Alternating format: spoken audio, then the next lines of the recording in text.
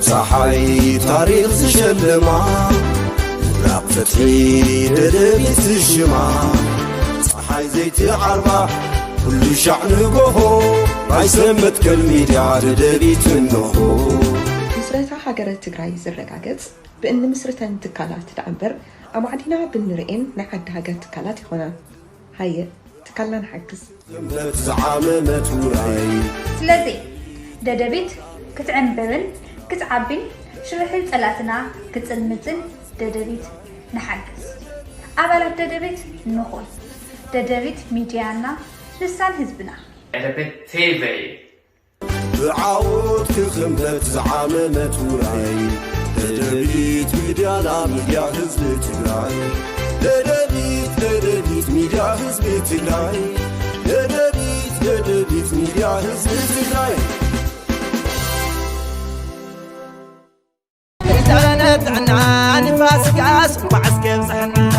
ናይለም ዘበን ፋሲካ ዝገርም ድርብ ደስታ እትዋንኡ ጎይታና መድኃኒና ኢየሱስ ክርስቶስ ዝተንሰአሉ ናይ ትንሣኤው ዳመት እትኻላይ ወሐስ ሪል ስቴት ኣብ 5 ወርሒ ዘውጽሖም ሳይት እንዳኺዳና ምህረት ጽንሑ ባኸለኹም ሓጎስ ዘይቐሪ ራእይዎ ናይ ዓዲ ሓውን ሰሊጡ ትበዓል 10 ደብሪ ካሊኡ ውህብቶ ፋሲካ እውን እንሄናም ኣብ ሓጺር ጊዜ ዝተጀመረም ኣብ ዓይኒ ቦታ ኣፍታ ምውቕቲ ከተማ እንዳስላሰ ሽረ ሓመድ መሲሉና ምኹዓት ምስ ጀመርናዮ ብታሕቲ ሓጺን ዝኾነ ኸውሒ ጸኒሑም ግን ወሐስ እንታይ ይዓግተና ዘውፃና ምሰውፃናሉማ ኸምዚ ኢሉ ተፈንፂሑ ሕዝማ ኸይዱ ሰሊጡ ጫማ ወፂኡ ኣብዚ በፂሑ نسلس عدي سنسلس ገነ ኻሊ ሰርፕራይዝ ኣሎ ካብ ወሐስ ሪል ስቴት ንመቐለ ሓዊሱ ኣብ ዝተፈላለዩ ከተማታት ትግራይ ዝገርሙ ዓይኒ ቦታታት ወኒኑ ናብ ስራሕ ይኣትሎ እምበር ናይ ድርብ ሓጎሳው ዳመት ስራሕናን ተኣማንነትና ንሪኡ ሰቢት ሻመየሎ ዘይገዛኹም ግዙ ቦታ ኸይመልአ ወሐስ ሪል ስቴት ርሑስ በዓል ትንሣኤ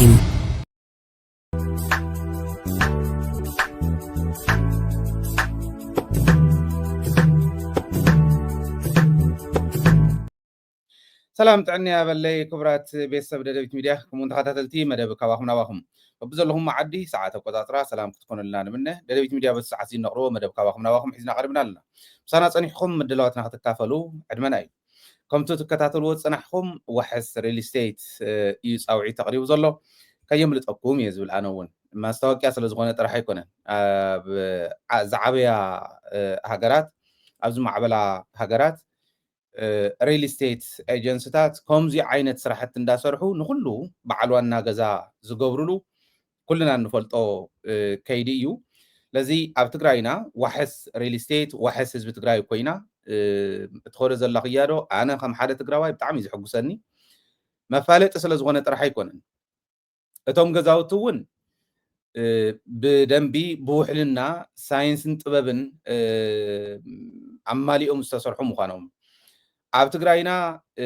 ናይ ልቃሕን ናይ ካሊኢን ከይድታት እውን ብደንቢ ባዕሎም ወዲኦም ምስ ባንክታት ዘራኽቡ ምዃኖም ንኩሉ ማእኸል ዝገበረ ዋጋ ኣብ ዝሓለፈ እውን ነፋልጦ ዝነበርና ተስታውስዎ ኢኹም ንኩሉ ማእኸል ዝገበረ ዋጋ ገዛውቲ እውን ከም ዝኾነ እቲ ናይ ዋሕስ ሪል ስቴት እዚ ተሓሳቢ ጌርኩም ከየምልጠኩም ኣብ ዝኾነ ይኹን ክፋል ዓለም ዘለኹም ናይ ዋሕስ ሪል ስቴት ገዛውቲ ገዚእኹም ክትከዱ ከለኹም ዓዲ እውን ምዕረፊኹም ኣብ ዓድን ዘሎ ማሕበረሰብ እውን ፀገሙ ክትፈትሕሉ ዝደለኹም ብቐሊል ዋጋ ክትፈትሕሉ ትኽእሉሉ ስለ ዝኾነ ገና እቲ ተሰርሐ እንተይተወደአ ቶሎ ደው ኢልኩም ናብ ዋሕስ ሪል ስቴት ክትሕዙለኩም ምናልባሽ ናባና እንተደዊልኩም እውን ንሕና ክነራኽበኩም ንኽእል ኢና ከየምልጠኩም ግን ከም ሃይለ ከም ሓደ ትግራዋይ ከም ሓደ ተቓላሳይ ትግራዋይ ኩሉ ትግራዋይ በዓል ገዛ ወናኒ ገዛ ክኸውን እንድሕር ኮይኑ ዋሕስ ሪል ስቴት ዋሕስ ህዝቢ ትግራይ ኮይኑ ዝኸረ ዘሎ ኸይዲ ናይ ግድን ተጠቀምቲ ክትኮኑ በዚ ኣጋጣሚ ከተሓሳስቡ ፈቱ ናብቱ ዋና ምድላው ከስደኩም እየ ምሳና ፀኒሕኩም ሕዚ እውን ምድላዋትና ክትካፈሉ ንካልኦት እውን ከተካፍሉ እናዓደምኩ ንመላእ ህዝበ ክርስቲያን ብፍላይ ከዓ ንህዝቢ ትግራይ እንኳዕ ኣብፅሓኩም ንትንሳኤ በዓል ትንሳኤ ክብል ፈቱ ቀዳም ስዑር ኢና ዘለና ናብ ምድላው ከስዱ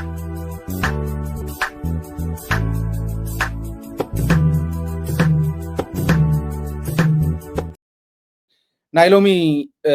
ትሕሰና ሰፋሕቲ እዮም ዓበይቲ እዮም ካብቲ ኩሉ ግዜ ብዝተፈለየ ናይ ደገን ናይ ውሽጥን ጸላእቲ ሒዞሞ ዝኸዱ ዝነበሩን ዘለውን ክንርኢና መፍትሕታት እውን ከነቕምጥ ኢና ካብ ኩሉ ንላዕሊ ከዓ ምስቲ ሕዚ ዘፋለጥክዎ ምስ ናይ ዋሕስ ሪል ስቴት ዝኸይድ ኣብ ሓደ ሓደ ከባቢታት ምምሕዳራት ናይ ወረዳታት ናይ ከተማታት ዝገብርዎ ዘለዉ ተመክሮ ንኩሉ ክኸውን ዝግብኦ ሓደ መረዳእታ ናባኹም ከብል ኣብ ሓውዜን ምምሕዳር ከተማ ሓውዜን ብዕለት 9 ኣብዚ ወርሒ እዚዩ ናይ ገዛ ናይ 140 ካሬ ዝዓቐኖም ዝስፋሓቶም መንበሪ ገዛ መሬት ዓዲል እዩ እዚዩ ንስድራ ስዋኣትን ንተጋድልትናን ይግብኦም እዩ እዚ ዝተዝተሓተ ክንገብረሎም ዝግባአና እሞ ኩልኩም ምምሕዳር ከተማታት ወረዳታት እዚ ክትገብሩ ክትክእሉ ኣለኩም መንግስቲ ተውኡ ስለ ዝኾነ ዘሎ እዚ ብደንቢ ብኣግባቡ ኩልና ተመክሮና ተለዋወጥና ኣብ ኩሉ ከባቢ ትግራይ ነዚኦም እትኸውን ትግራይ ምዃና ነረጋግፀሉ ሕዚ እዩ እንዳበልና ደደቢት እውን እናሰርሕናሉ ፀኒሕና ኢና ኣብ ዝተፈላለዩ ከተማታት መቐለ እውን ከምቶም ዝሓለፈ ዘቕመጥናዮ ንደቂ ኣንስትዮ ነተን ዋዕሮታት ዓዲሎም እዮም ንዝተወሰና 115 እየን ነተን ኣክሰስ ዝረኸባ ግን ደቂ ኣንስትዮ ኮና ደቂ ተባዕትዮ ተቆፂሩ ዘይውዳእ መስዋዕትነት ዝኸፈልና ስለ ዝኾንና ብዙሕ ከምዚ ዓይነት ድጋፍ ዘድልዮ ኣለና እዩ ለዚ ኣብ ኩሉ ወረዳ ኣብ ኩሉ ከተማ ከምዚ ዓይነት ንጥፈታት ክካየዱ ኣለዎም ዝብል እምነት ኣለኒ ምምሕዳር ከተማ ሓውዜን ብዕለት 9 ዝገበርኩሞ ናይ ልቢ ምስጋና ይብፃሕኩም እየ ዝብል ከም ሓደ ትግራዋይ መላእ ህዝቢ ትግራይ ከመስግኖ ዝግብኦ ኣብ ኩለን ወረዳታት ከዓ ክግበር ዝግብኦ ክስራሕ ዝግብኦ ክውሰድ ዝግብኦ ተመክሮ ምዃኑ ከፍልጥ ስለ ዝደለኹ እዩ ኣብዚዩ ነቲ ዝተኸፈለ ዋጋ ዝምጥን ዋላ እንተዘይኮነ 140 ካሬ ሜትር መሬት ተዋሂባቶ እቲ ዝኸፈሎ መስዋዕትነት ወይ ከዓ ውላዱ ንዘወፈ ወላዲኡ ንዘወፈ ናብቲ ቃልሲ 140 ካሬ ስለ ዝሃብከዮ ተኻሒስ ማለት ኣይኮነን ግን እንተነኣሰ ኣብ ጎንኹም ኣለና ጆኹም ዝብል መልእኽቲ ስለ ዘለዎ እዚ ክግበር ክኽእል ኣለዎ ኣብ ኩሉ ከባቢ መሬት እዮም ተዋሂቦም ዘለዉ ነታ መሬት ዝተዋህበቶም ናብ ምሻጥን ናብ ካሊእን እንተይከዱ መፅለሊቶም ክትኮን ክሰርሕዋ ከዓ ናይቲ ካሊእ ማሕበረሰብና ናይ ዳያስፖራ ክኾን ይኽእል ናይ ሰብ ቢዝነስ ክኾን ይኽእል ሓላፍነት ክኸውን ክኽእል ኣለዎ መሬት ዝሃበ እቱ ምምሕዳር እንዳምስገና ናይ ካልኦት ወረዳታትን ከተማታትን እውን እዚ ተመክሮ ዝወሲድኩም ንተጋደልትና ንስድራ ስዋኣት እዚ ዓይነት ኣክሰስ ክትውዎም ናይ ገዛ እዚ ዓይነት ዕድል ክትፈጥሩሎም እንዳፀዋዕና መሬት ስለ ዝተዋሃቦም ግን ተሰሪሕሎም ማለት ስለ ዘይኮነ ንምስራሕ እውን ካሊእ መስዋዕትነት ስለ ዘድሊ ካሊእ ድጋፍ ስለ ዘድሊ እቲ ክድግፍ ዝግብኦ ክድግፍ ክኽእል ኣለዎ ዝብል ከቕምጥ ኣብዚዩ ምስተን ሕዚ ብደንቢ ዝዕንብባ ዘለዋ ሪል ስቴታት ንኣብነት ከም ዋሕስ ሪል ስቴት ዝበሉ ተሓባቢርካ ዋሕስ እውን ብቕናሽ ክሰርሖ ይኽእል እዩ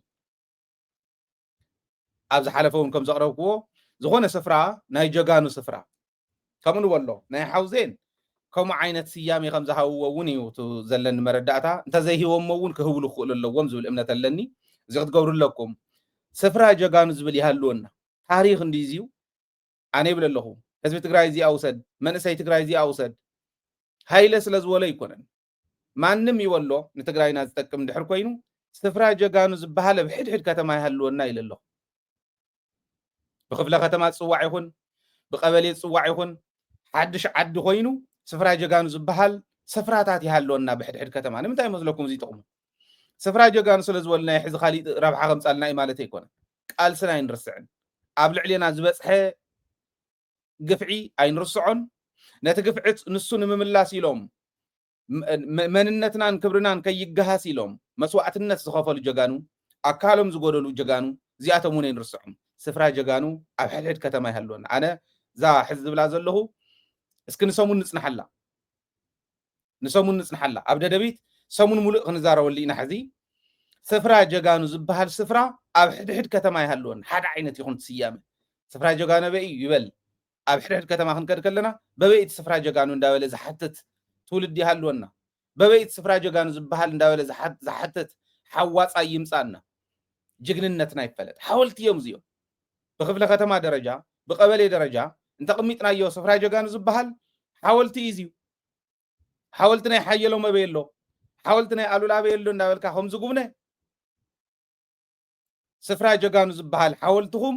عابيلو إلهم زقوني حوص تيمصنا نحنا بعلنا ون نابحر الكتمات تجراي تنقص تعبخ نكركل لنا سفرا جوجانو ببيقصيو إلنا إن حتى سبات نخون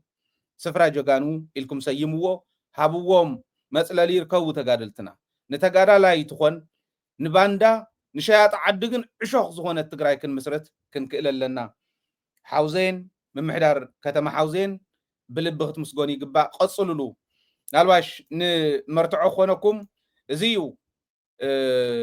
تو كيد زنبره تو كيد معدال كم تتريو وزلهم يو نيرو كاوزي تماهر كن كالوت كتماتات تجراي كعا كافتو أب حوزين استجبرون العلي أما قالون 115 وعرتات زهوو كاوون العلي بزغنا من قدي تجارلتنا نخبرلو قال سنا فرز اللو مخان كل جزء نولدتات نمهرلو نحلفلو خيدي كمسرت كغللو بتجراي زول أمنة لني زي خمس جبر أي تراترن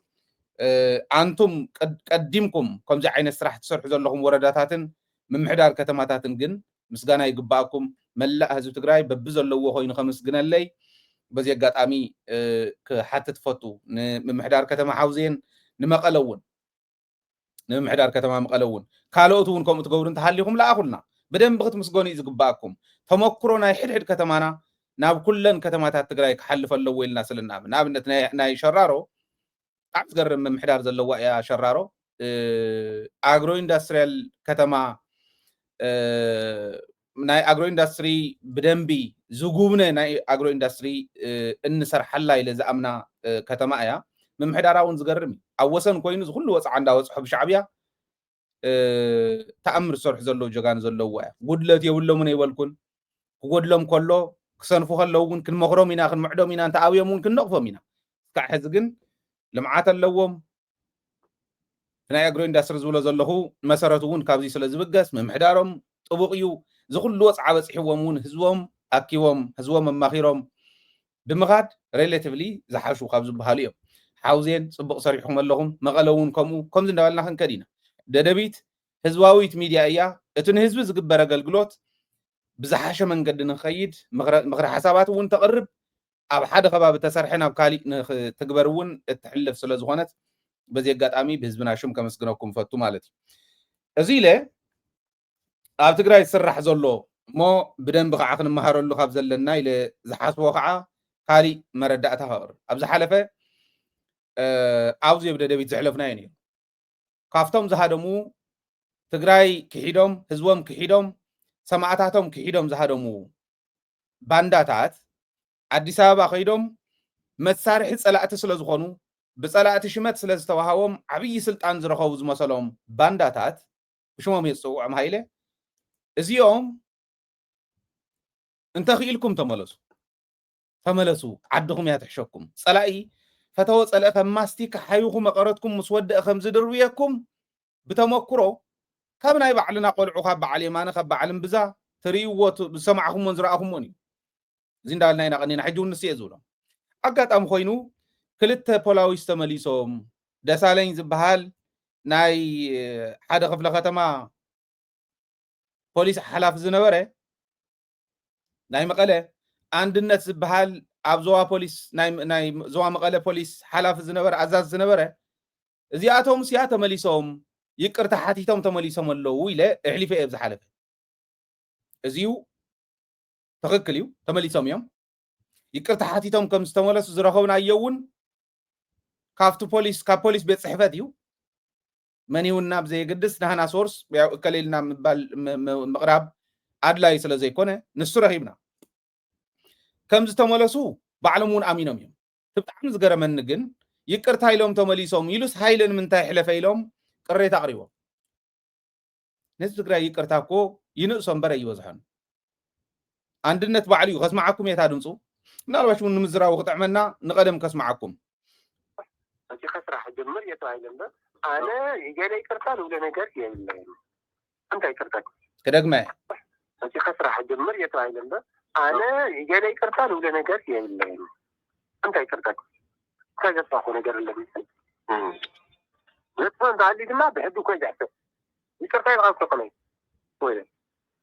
أنا زريكار جورا كادمو دمتو خدم قرك إلا كله قرك إلا كله بيني يفضل خلق كذا حي هذه شيء جاي جاي شو أنا أنت تفيد حاجات يوم أنا صح كله أنا حاجة أنا بعي أنا الضغوط باتي إلا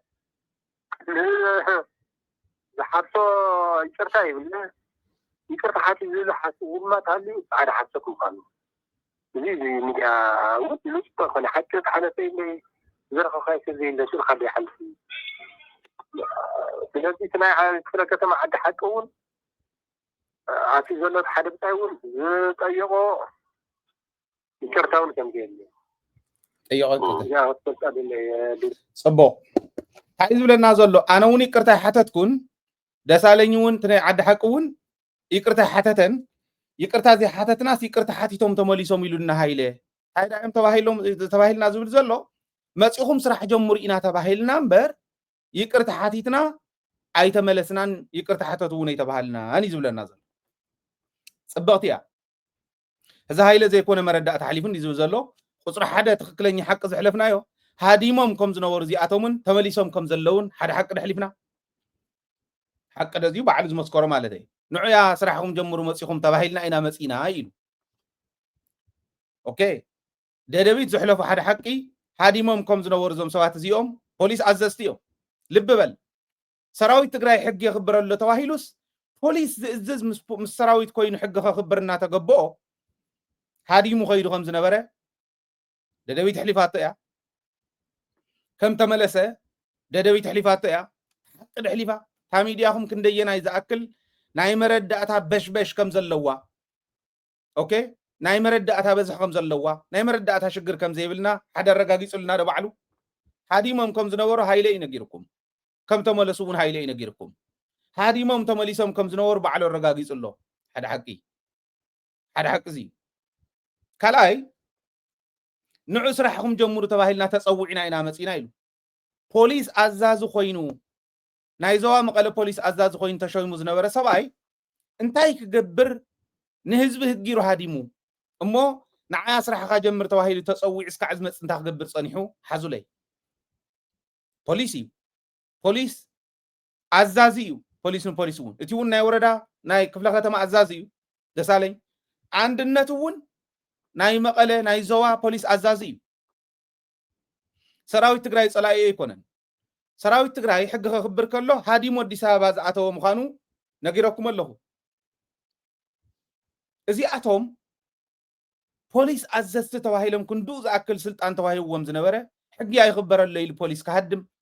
مسكال كم زرعي سيطان حق خبر كل زهدم ناي بوليس عزازي دحر تهزو كم نقروا يلو بحق لبونا تلبام هزبي بحق لبونا مصنحه نعيا سرح جمر تواهيدنا بسرح زعتلو انتم وراد داتات نتم كم زول تصويعهم بسرح تؤتو وراد داتات سلازخونكم تصويع زؤتو ناي كل البوليس عزاز انتخوين بوليس كومشن ناي كل انتخوينو وراد داتات سمرحو سلازخوني هادي من زغدس حزب غديفون زغدس نعسرح جمر لكا يقرتا زي بلاتيكم انتكونكم انتم وراداتات يزبلكم كدول لهم يا بوليس كومشن ناي مقل لهم عند ناي اي من ناي كل لهم عند يقرتا يبلون ايبلنا يبلنا له بعل هايله يكونكم زبزلو انا كارتا بيرو بصحاتني يقرتا يلهم مصيوم لو تباهيلا بصحاتني يقرتا يلهم مصيوم لو يلله كم زمصو نغيرنا له بعل يقرتا يبلنا تصوعنا نعسرحهم جمهور انا تباهيلنا مصينا امبر يقرتا يبلنا يبلنلو يقرتا زي بلن تاخد قبر اتخايه من يخان السخا كما يزوله ورادا سلازم ورحيو يقرتا زي بله حزبو غديفو نبلع غديفو زهدمه بلع انت خوين موصين يرن حزبي مسزو خوين زي قالو سند حرجيغا صريحم سراويت تግራይ اتن مننتو نخبر زوصه حقها خبر كله حق يزو زي يغيد حق نغركم بارك نمنتاي كم زهدمه عندነት بعلو جون مديد زمرحو تحايلنا ناب حدا مواقر كمص لو ازي ناي سراويت تግራይ وسانه ስለዝነበረ ملشا بوليس كالي زبحال مس سراويت اب حدا ناي ጸጥታ مواقر ኮይኑ ناي تግራይ ناي ጸጥታ حيلي حدا مواقر كلو سراويت ስለዝወሰነ ከም ዝንገብር ተዋሂሉ አንድነት እምብለይሉ አይበልኩን ይበል እምብለይሉ ጥራሕ አይኮነ كم بعد سالين زولو نعد حق عنتوي يقرتا يبل النسون سقيل يتمليس دولنا زلخم زول سبات امينو اتيو جون مديد ابزكو اخيبا رغيص وصي غديفو وصي ازي يقبر سلازنبره نمنتا اخا تواهيلون حق خبر كله حبيرنا خنسرحينا مستوهلون جيتاچو زي عززني افتنا بانداتات ጉጅለ افتنا شيء تعد ጉጅለ سلازنبره እዩ አንድነት اب انيرو سراويت تግራይ حق خبر مس جمره انت غيرو هاديمو تمرغيفو خي ازي دي صدتا خحلو زغونه ነገር كمص خلو غديف زحدم دي صدتا خحلو ወራዳታት ይሁም ትመርحዎ حق خنغركم سبت ساينوس እንደገና ህዝቦም ገዲፎም زحدمو ንዕና ስራሕኩም እተውልኩም እቲኩም ሞይ ቅርታ ዘይበሉ كفكر ይቅርታ ይወልኩን አነ ይቅርታ ዘግብር ይሰራحون ታትገብር ዳሃዲም ይቅርታ ዘብል እንተ ዘይሰርሕ ህዝብ እንተ ነአሰ ወላ ጌጋ ይስራሕሞ ንህዝብ ትግራይ አሚኑ ክንዱ ዘአክል ስልጣን ዘሃበን ህዝቢ ገዲፈዮ በምህዳመ ይቅርታ ክብል ይግባእን ክብል ዝግበኦ ለባም ተዝኸውን ከምኡ መበል ገዲፉ ምህዳሙ ይቅርታ ይጥይቆን ትምስራሕ ምስ ሰራዊት ምስራሕ ሞ ይግደፎ ባዕሎም ወጢጦም ከስሕዎ እንዲም ናበይ ክበጽሕ ማንም ጻሕጻሒ ስኢሉ ፈኪሩ ዝኸይድ አይኮን ሰራዊት ትግራይ ኦኬ ሰራዊት ተዘይፈርሕ አየሃድምን አው ዘይጸንሕ ዘይስዋ እንድሕር መስዋዕትነት ዘኽፍል ነይሩ ኮይኑ አየናይ መስዋዕትነት ከኽፍል እዮም ሕግ ከኽብር እዮም ከይዶም ንዓ ሕግ እዮም ኢሎም መንበር ታገብሩ ወይሎም ነይሮም ዲዮም ከውዚ ዝበለ ሰብ መሊስኩም ስራሕ ጀምር ኢልኩም ናይ ከተማ መቐለ ፖሊስ አዛዝ ገይርኩም እንተኾንኩም እመኑኒ ማለት ዝወዲ እዚ ስልጣን ስካዕ ዝሃለዎ ክቃለሰኩም ይሃይል نهزو تግራይ ይቅርታ ሓተትን እንተይሉ ይቅርታ እንተ ሓቲቱ ጽቡቕ ንሕናውን ክንሓቶ እንዲና ይቅርታ ዘብለ ይስራሕ አነ ክሓቶ ይባዕ ይቅርታ ዘይበለፍታ ፖዚሽን ንሳን ተዝሊቕኩሞ ግን ወራዳታት ይኹም በአኹምን ብኸማኹምን ዝበለኢት ህዝቢ ዝዋረድ ዘሎ ሰብ ከም ተሳእነ ማንም ሓምሓም አምፂኻ ናብ ስልጣን ምስቃል ነውሪ ህዝቢ ንዓቂ ንህዝቢ ትግራይ ይትረፍዶ ገዲፍዎ ዝሃደመ ሃይለ 10 ግዜ ይቅርታ እንተዝሓቶ አይጽጽተንን አየጉየንን ህዝበይ እዩ ዝፈትዎ ህዝበይ متملسون عسرحهم سرحو سبت ساينو يلن برخا سفير عد زحل زلو تغدالا يلن حدا كولونيل امصيخا ናብ ስልጣን ናው እኽተእትዎ ይትኽእልን ጸጥታ ክሕሎ ይኽእልን ተአምር ክሰርሑ ዝኽእሉ ተጋደልቲ የለውን አነ ከመይ ዝበለ ርእሲ ዘለዎም እዮም ዝመርሕዋ ዘለዉ ዝዓዲ ብጣዕሚ ዘን አነ ብጣዕሚ የተናዲደ ነህዝቢ ትግራይ ሲቅርታ አይውለን ይብል ገዲፍዎ ዝሃደመ ወዲ مخعب ناي بعلو طرحكو يكون انت لو دساليون يقرتا زحتته يلن يقرتا وني حاتتن يبل لمنتاي ناتو ጉጅለ ኮይኑ ስለዝኸደ ጥሙር ኮሚቴ ናይ ጸጥታ ኃይለ ይህልወናን ኢሎም ስለዝኾኑ ከምዚኦም ዝበሉ ሰባት ናፍቲ ሲስተም ናፍቲ ናይ ጸጥታ እንዳእተኹም ክትከዱ ከለኹም ናተሐመሰት ክትከድያ ተዓዲ ነኳል ተፈጢሩ ዋና ናይ ጸጥታ ኢንፎርሜሽን ከድሉ ከሎ ሶርስ ኦፍ ኢንፎርሜሽን ናይ በዓል ጌታቸው ናይ በዓል ጻድቃን ኮይኖም ከግልግሉ ጸዊዕሁም እቲኹም ወይ አውሽጥ ለኹም ፍት መሪሕነት ከምዚኦም ዝበሉ ሰባት በብቦትኡ ኮይኖም ተዝነበረ ክተቕጽሉ ትደሊ ሰባት ኣለኹም ማለት ብጣዕሚ ዘናድድ ነቲ ህዝቢ ትቕልሉ ኣለኹም ቀሊል ከይመስለኩም እዚ ኣነ ስኢሉ ስለ ተዛረበ ጥራሕ ኣይኮነ ፖሊስ ኣዛዝ ናይ ዞባ ዝኣክል እዩ ገዲፍዎ ንህዝቢ ገዲፉ ሃዲሙስ ጸጥታ መዋቅርና ሓደ ይመፅን ጌታቸው ዘይኣዘዘኒ እንዳበለ ብልጽግና ዘይኣዘዘኒ ማለት እዩ ጌታቸው ዘይኣዘዘኒ ማለት ከምዚ እንዳበለ ዝነበረ ሰብኣይ ናዕበል መጽኹም ስራሕኩም ጀምሩ ኢና ተባሂልና ካበይ መጽኹም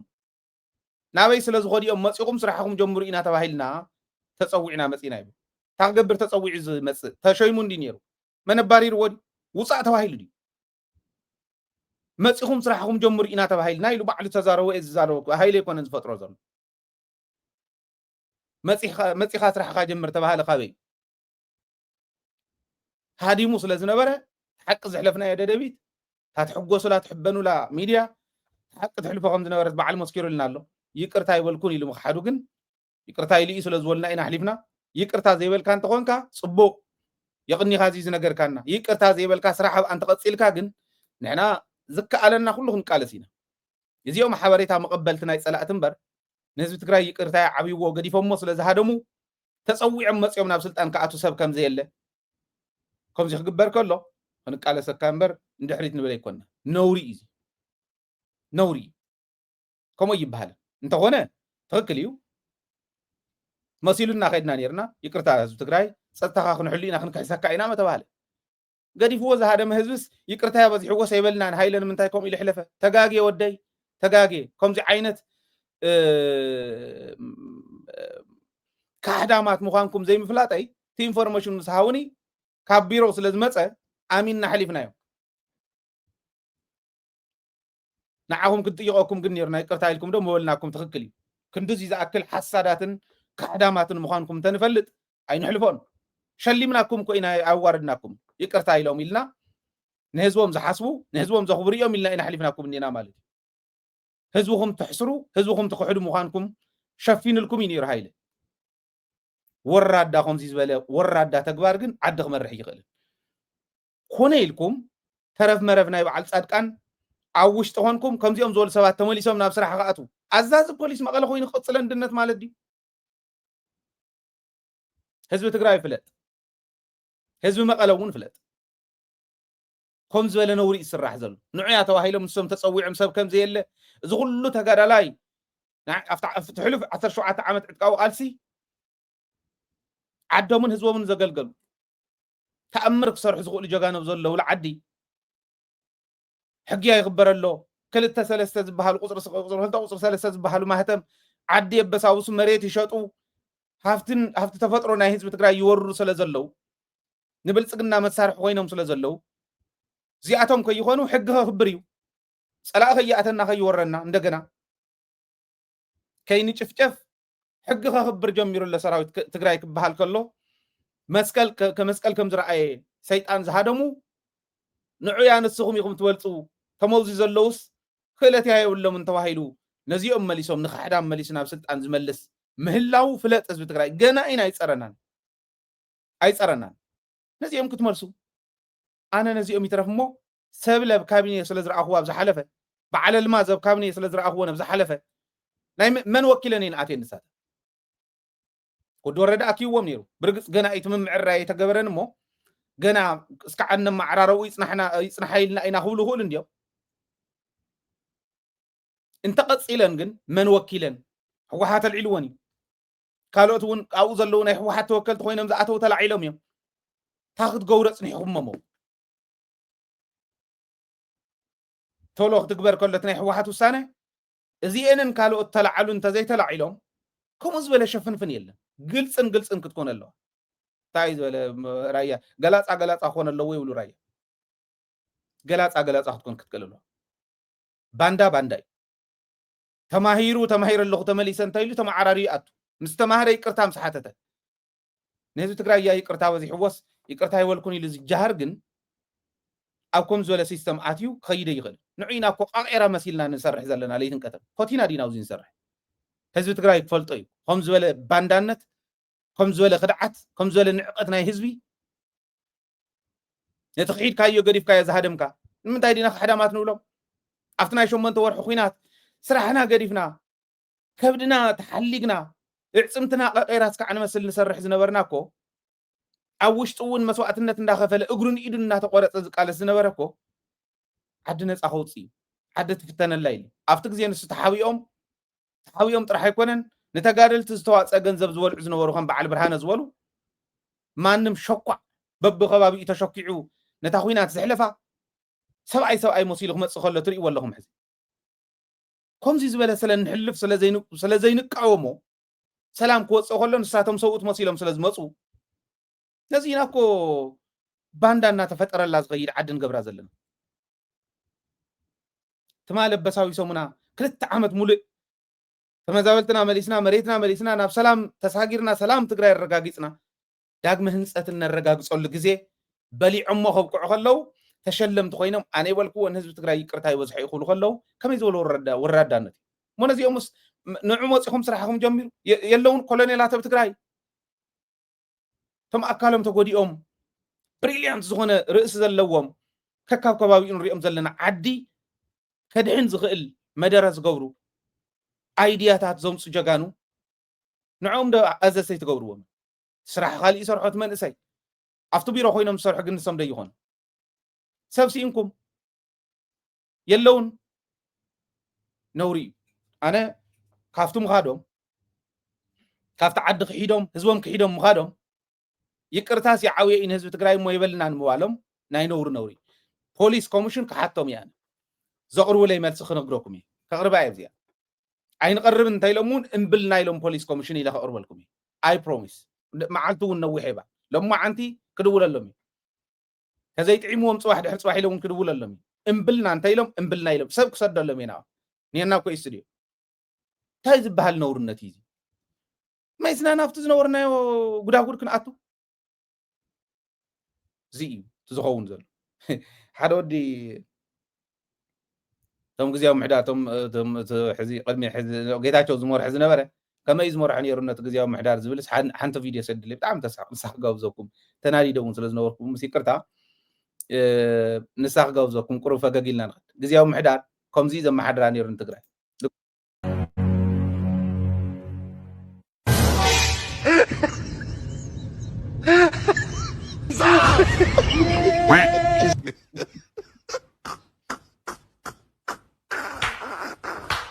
نابدل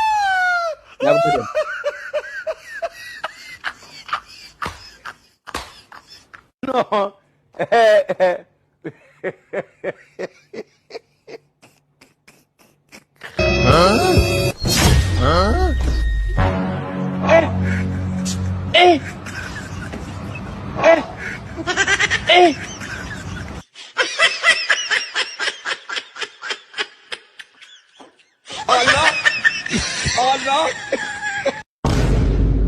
كم زي أيام زما حضر وانيرو أزيو كان يقولنا كم زي زبالة ناي عودات من محدار كنوصيلنا إنا نقالس نيرنا كوصينا أنت بالناس شراف مراف ناي زي أتوم زلمرو ناب قدل كيدا ناب قدل نأتوه نقول ناب قدل نأتوه أمن تاي قبر كم زنورن وعلون ريهم exactly غزياو محدار تقرأي كم زيني كاوصي ناس انتنا أسات برميل لفت برميل زنورة ترقبلنا نشتان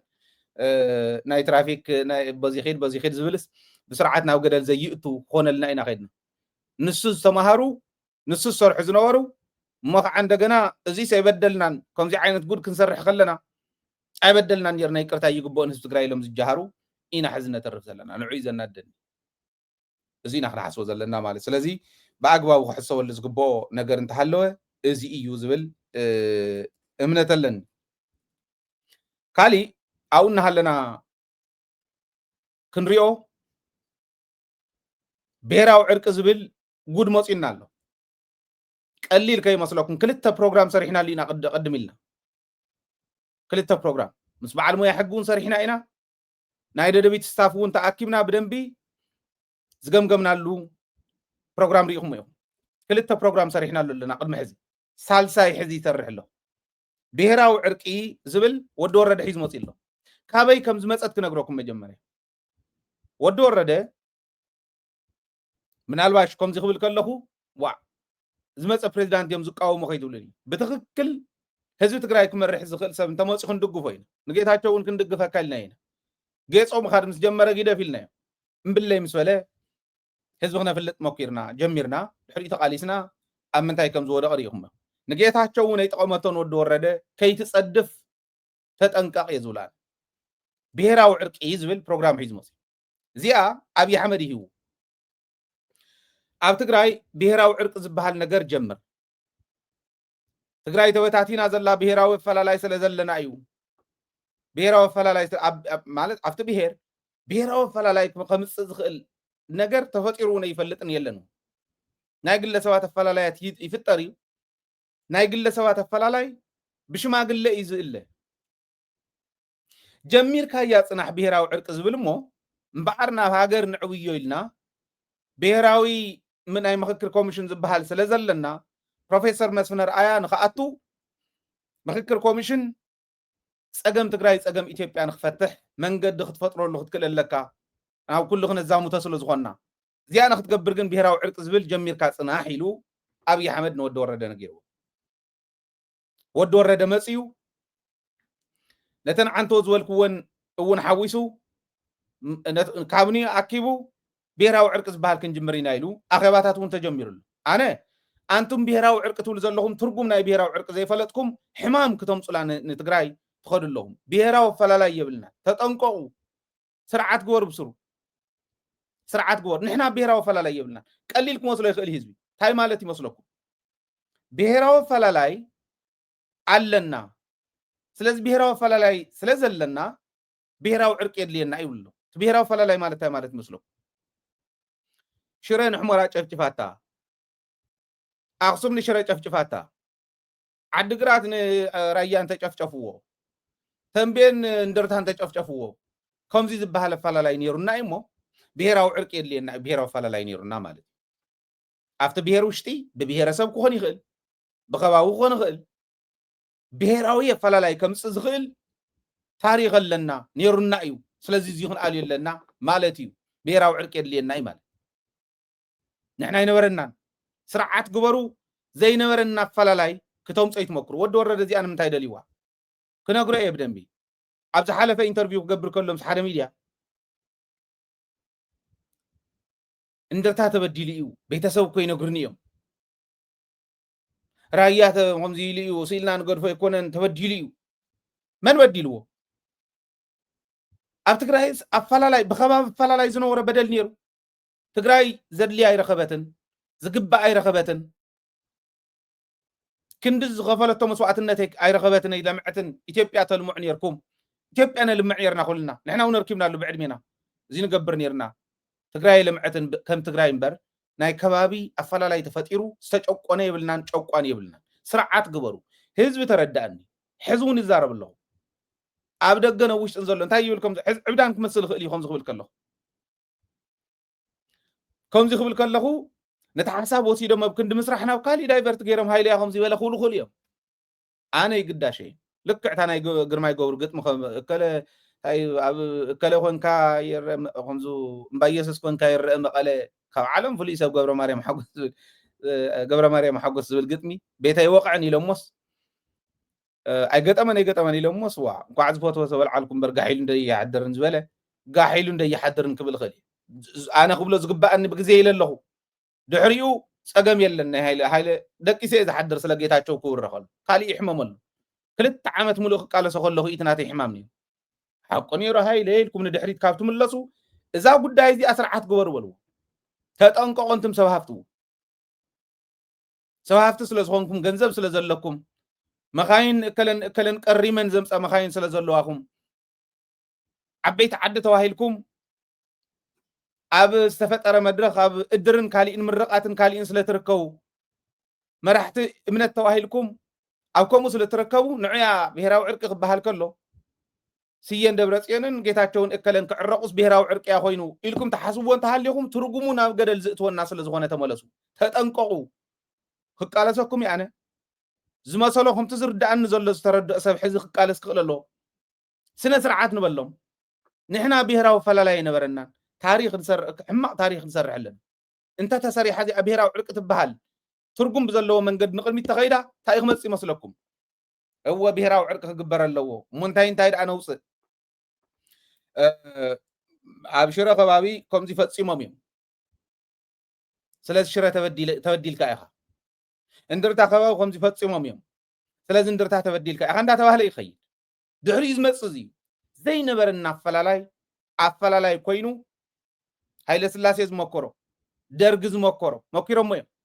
ናይ ሓደ ከባቢ ናብ ሓደ ከባቢ ንምዝማት ደርግን ሃይለ ስላሴን መኪሮሞ እዮም ኣብ ዝሓለፈ ቅሪበልኩም እዩ ኣፈላላይ ንምፍጣር ብሔራዊ ኣፈላላይ ክህልወና ንምግባር እዚኣ እዮም ፅሕትሩ ዘለዎ እዚኡ ናይ ሸዋውያን ተንኮል እዩ ኣብ ወዲ ወረደ ኣሸኪሞም እዮም ሰዲዶም እኒው ተጠንቀቁ ኣነ ስርዓት ግበሩ ይብል ኣለኹ ከም ትግራዋይነት ከም ሚድያ ክንቃለሰኩም ኢና ከም ግለሰብ እውን ክቃለሰኩም እዩ ስርዓት ግበሩ ንሕና ብሔራዊ ኣፈላላይ የብልና ምርድዳ ይገበር ይሸማገሉ ሰባት እንተተባሂሉ ኣፈላላይ ዘለዎም ግለሰባት ኣለዉ ትኽክል እዩ ጻድቃን ሕወሓት ከፍርስ በሊል እዩ ስየኸሙ በሊል እዩ ኣብ ሕወሓት ዘለውን ኣብ ካሊእ ዘለውን ዕርቂ የድልዮም እንተተባሂሉ ብሔራዊ ዕርቂ ኣይኮነን እዚ ናይ ግለሰብ ኣባ ሰላማ ብፁዕ ኣቡነ ሰላማ በይዛኹም እተዓርቁና በልዎ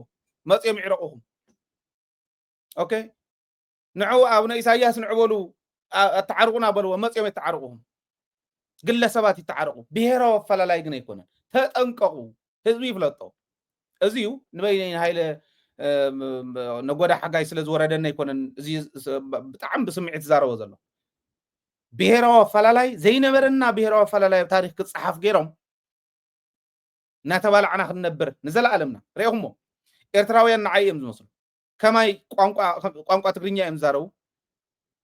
ኩናምኛ ዛረቡን ኩናምኛ ዛረቡት ይሎ በሃይማኖት እውን እስላም ክርስቲያን ኣሎ ካሊኡን ኣሎ አፈላላይ የብልናን ታሪክና ሓደ ባህልና ሓደ ቋንቋና ሓደ ብሔረሰባትና ሓደ ኣብ ኤርትራን ኣብ ትግራይ ነፈላላይ ዘየለ ፈላላይ ፈጢሮም እቱ ሓደ ዝነበረ ብሔር ኣብ ክልተ መቂሎም ካብ ክልተ ብሔር ጥራሕ ተይኮነስ ክልተ ሃገር ገይሮም ንባላዕ ደለና እዚኣ ንምምላስ ለኣብያትና ላ ጅግና ተሳኢኑ ትግራይ እናተባልዕት ክትነብር ክገብርዋ ኮነ ተዋሂሉ ዝተጠነሰ ናይ ጸላእቲ ሴራ እዩ ስነ ስርዓት ግበሩ ህዝቢ ትግራይ ልብ ግበር ህዝቢ ትግራይ እዚኣ ተቃወማ ብሕዝያ በዓል ዘርኡ ገብረ ሊባኖስ ኣነ ዘኽብሮ ሰብ እዩ ዘርኡ ተጠንቀቁ ሓጂ ካሕሳይ ካልኦት ዝበሃል ተጠንቀቁ ስርዓት ግበሩ ብስሩ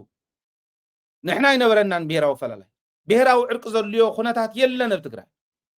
ሃይለን ወይኑ ለባም ኮይኑ ንበይነይ ዝፈልጦ ታሪክ ስለ ዘለና ይኮነ ትርጉም ምትርጓም ጥራሕ ስርዓት ግበሩ ህዝቢ ስርዓት ግበሩ በሎም እዚኣ እንተ ዘይተገይራ ግን እመኑኒ እንታይ በለ ሃይለ ክትብሉ ብረት ተሸኪሞም ብሔረይ ኣኸባቢየ ተጨቂኑ ኢሎም ብሔራዊ ፈላላይ ንክፍጠር ዝገበሩ ደቅቅ ከለ እናተባሃለ ክንባላዕ ኢና ናይ ጸላእቲ ድሌት ብቐሊሉ ኣብ ተግባር ክውዕል ብቐሊሉ ኣብ ተግባር ክውዕል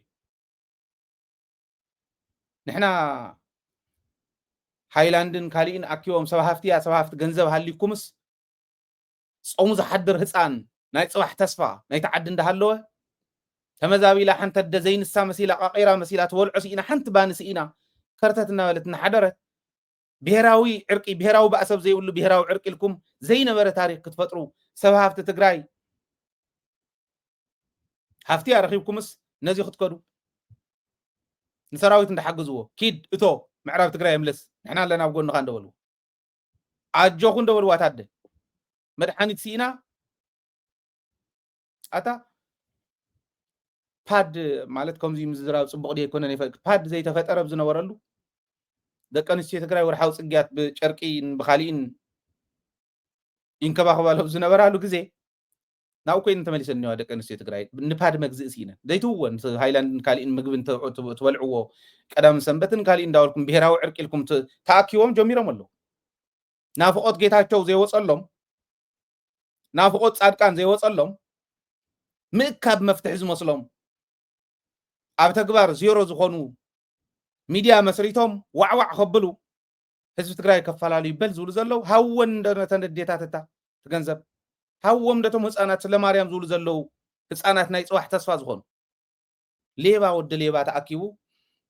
የማነ ብፀጋ መሽሊኹ ዝተወ ገንዘብ መፈላለይ ህዝቢ ትግራይ ክገብሮ ግን ስቂልና ንርኢ ተጠንቀቁ ኣነ ይብል ኣለኹ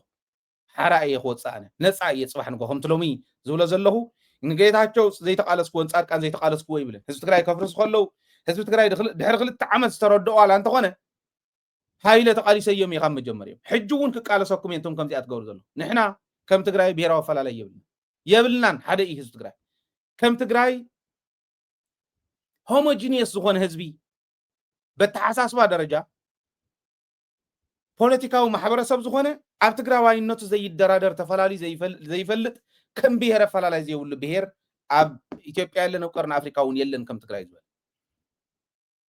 የለን ዘየለ ታሪክ ፈጢርኩም ኣፈላላያትና ስሒኹም ከተባልዑና ትኸዱ ዘለኹም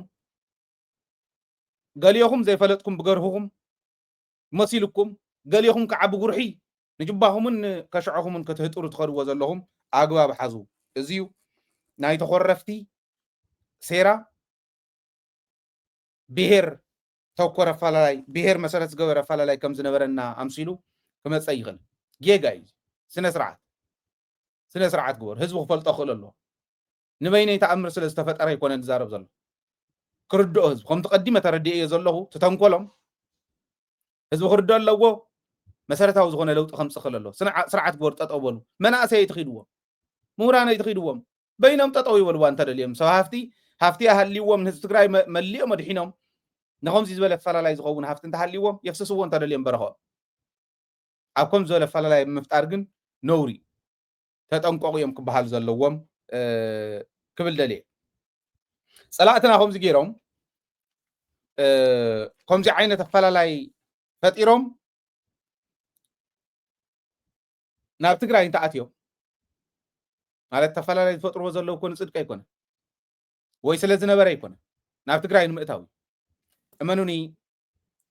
ድሕሪ ሕዚ እንተኣትዮም ካብ ናይ ዘመነ ጌታቸው ዝሓሸ ኸውን እዩ ዝብል ተስፋ እንዲ ዘለኒ ናይ ወዲ ወረደ ሕዚ ዝኸደ ዘሎ ተጠንቀቕ ኢልና እንተመሊስናዮ ቀርና ከም ዝተወቕዐት ላሕሚ ክምለስ እዚኣ እንተመሊስናያ ከም ዝበሉ ሴራታት ቀዲምና እንዳኸድና እንተኣሪብናዮም ዝሓሸ ኢና ዘለና ተስፋ ኣለና ሰራዊትና እውን መሬትና ክምለስ እዩ እዚ ዘይገበርና ተሪፍና ብሄራዊ ኣፈላላይ ሕጋዊ እንዳገበርናዮ ብታሪክ እንዳሰነድናዮ ዘየለ ኣፈላላይ ንክመፅእ ጌርና ንፀላእቲ ብዝጥዕም መንገዲ እንተኸድና ግን እንተኣትዮም ጌጎኦ መስተኻኺሎም ድሕሪ ሕዚ ንዘርኢ እውን ኣይንተርፍ ልቢ በሉ በዓል ደጃቱ ውቤ ዝፈፀምዎ ካብ ናይ በዓል ምኒልክ ዝሓሸ እዩ ነይሩ ናይ ምኒልክ ካብ ሃይለ ስላሴ ዝሓሸ እዩ ነይሩ ናይ ሃይለ ስላሴ ካብ ደርጊ ዝሓሸ እዩ ነይሩ ናይ ደርጊ ካብ ዝሕዚ ዝኒሄ ጉድ ካብ ዝሕዚ ዝኒሄ ደርጊ ዝሓሸ እዩ ነይሩ ወረድኤት ኮይ ኣቱ ነይሩ ብደርጊ ረድኤት ኣቱ ነይሩ ኮይ ረድኤት ሒዞም መድሓኒትን ረድኤትን ሒዞም ከቢቦም 360 ዲግሪ ኮምፕሊት ብላክ ኣውት ገይሮም ዝኸዱ ሰባት ኩሕዚኦም ተፈጢሮም እንዳባእሰ ደመፅዩ እንዳገደደ ደመፅዩ ድሕሪ ሕዚ እንተመፅዮም ኮምፕሊትሊ እዮም ከጥፉና ጌጎኦም መስተኻኺሎም ስለ ዝመፁ እናበሉ ክመፁ ከለዉ ኣብቲ ዝወፅሕዎ ሕዚ ደርጊ ከምኡ ይበለን ምስ ታሪኾም ክንቀብሮም ኢና ተኳዒቶም ናብ ዘይወፅሉ